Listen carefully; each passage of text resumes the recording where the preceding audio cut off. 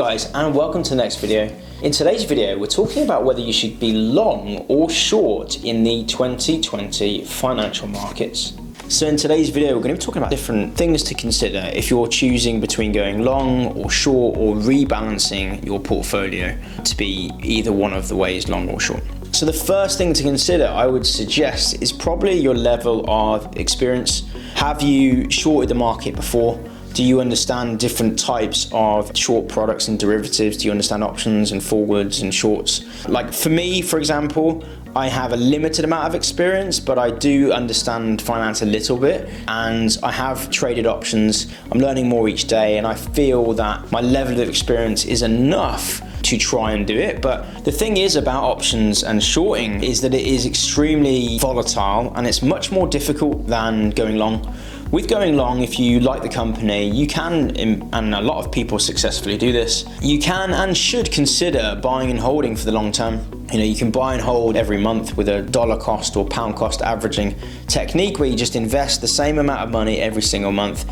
Going short, I think, is probably a lot more volatile and can lead to people making poor decisions. The second thing to consider is your capital. How much of your capital, what percentage are you shorting or using put options with? This is really important because, if you're a sophisticated investor and you understand a lot about different asset classes and balancing portfolios, you may indeed use put options or shorts to hedge your portfolio and hedge your risk. If you've got like 6 or 7 figure portfolio, then you can definitely hedge pretty successfully a portfolio by using put options or shorts. If you don't know how to do that, probably speak to a financial advisor. But I assume if you've got a 6 or 7 figure portfolio and you've been able to build that up yourself, you probably do understand shorting, and maybe you understand options, or you may have the skill level to understand them. So the third thing that I would say about whether you should be going long or short is to think about the opportunity.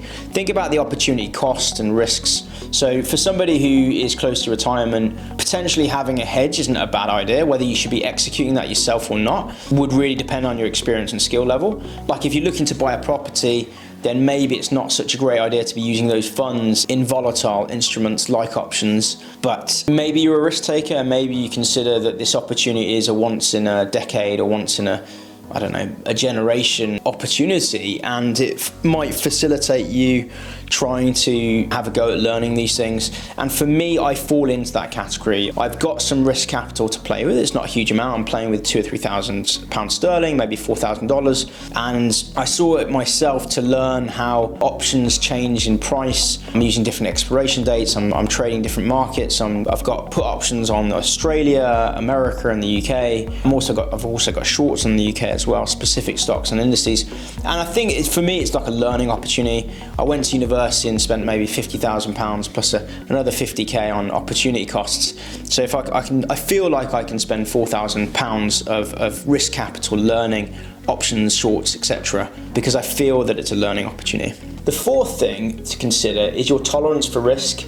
Now, options and shorts, they vary. They can be quite volatile. They can go up. Like today, for example, my options varied in price incredibly, and I had some shorts on, and the FTSE went up around 3% today at times, and that can impact stocks in an incredible way. What I mean is, if you're shorting a company that's likely has really strong probabilities of going down, for example, EasyJet in the UK is cancelling flights left, right, and centre. They have fixed costs. They're going to be losing money, yet they went up today. So, this is the kind of things you have to deal with when you're shorting. It's your tolerance for risk. It's obviously, these things aren't independent. The percentage of your capital is likely to impact your tolerance for risk.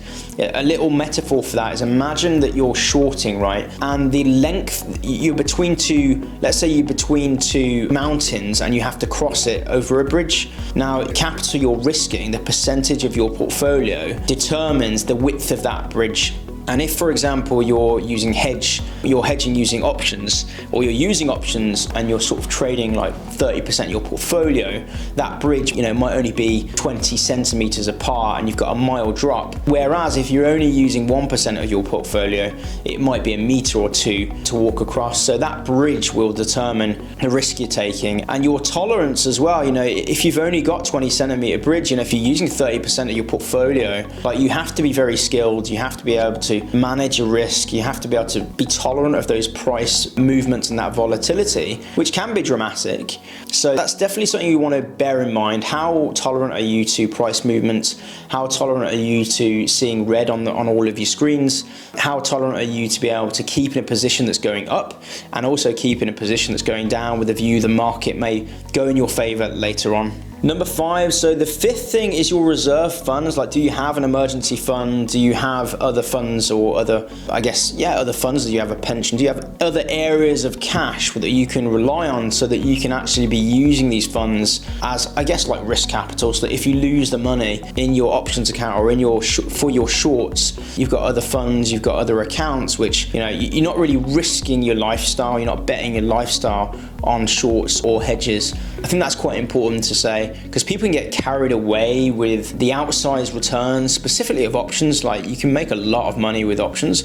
The issue is that they tend to be black swan events. They tend to be in extreme circumstances one can make money. In most cases, most people lose money on options. I think it's over 90% of people that lose money trading, and probably for options it's even higher. So the 6th thing when considering whether to rebalance a portfolio or indeed move from long to short is to consider your skill level. What are your skills in terms of this? What's your edge?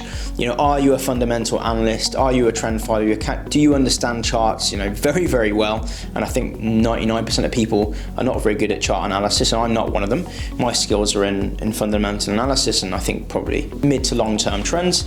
So try and audit your own skills, and not just your quantitative financial skills, but also your resilience skills, your psychological skills, your ability to read the market, maybe your market skills as well. Do you have a system or a mechanical trading system that allows you to systematically make money? And I would consider that a skill unto itself. In fact, I can probably plug a book, not my book, that I'm reading called Market Wizards and New Market Wizards. I've listened to both of them. They're fantastic books about trading. And both books fundamentally mention that most successful traders have some sort of system. They understand what they're good at, they understand what they're not good at, and they go overweight on the things they're good at. So it's really important to recognize your own skill. So in summary, what do I think about going long and short? I think that going short is probably not for many people. Maybe I'm arrogant thinking that I will have the ability to make money from going short. I don't know. I'm testing out, with risk capital, but I think for 99% of people, you should stick and go and keep going long. And what do I mean about that? Well, I think there's a lot of opportunities right now. I've talked a bit about going short in this video, and I think it's really important to also focus about going long. I think right now asset prices are dropping, specifically within stocks and stock markets, and there's lots of great companies that you can pick up at low prices. I'm not saying you should buy. I'm not going to tell you when to buy and sell. I think that if you are a buy and hold investor and you've been looking at successful companies and you are interested in buying them at a discount with a view to holding them for 1 to 10 years, you might find that these asset prices at the moment, at least I'm talking right now in March 2020, this may go live after March. With my content queue, it's probably going to go live in April or May. But even so, we may have the market volatility, and I sort of see it going down even more. So, whenever you're watching this video and, asset prices and stock prices are falling, you've got to ask yourself, if you're a buy and hold investor, is now a good time to pick up a bargain? A bit like Warren Buffett and Peter Lynch and other successful investors, if you can see great companies at good prices, is now a good time to buy. And if you are in that camp, a buy and hold investor, and you don't have risk capital to play with, or you don't have some things that I've discussed in this video, then I would strongly recommend considering analyzing the account you currently have, analyzing the market to see, are there any opportunities for you to buy great companies at a low price? So this is part of a finance series, guys. I'm doing videos about finance. My background has been with investing. I've been investing in stocks since 2007. Great year to start. Completely plummeted in 2008. Give me some really valuable experience about market drops. I think most portfolios were down by 40%. Mine was down by 40%, but I didn't sell. Indeed, I bought more stocks throughout the recession, 2009-10. So I've got some experience with buy and hold strategies, and I've got a whole bunch of other videos about finance and savings and investments. So definitely, if you like this video, smash the like button.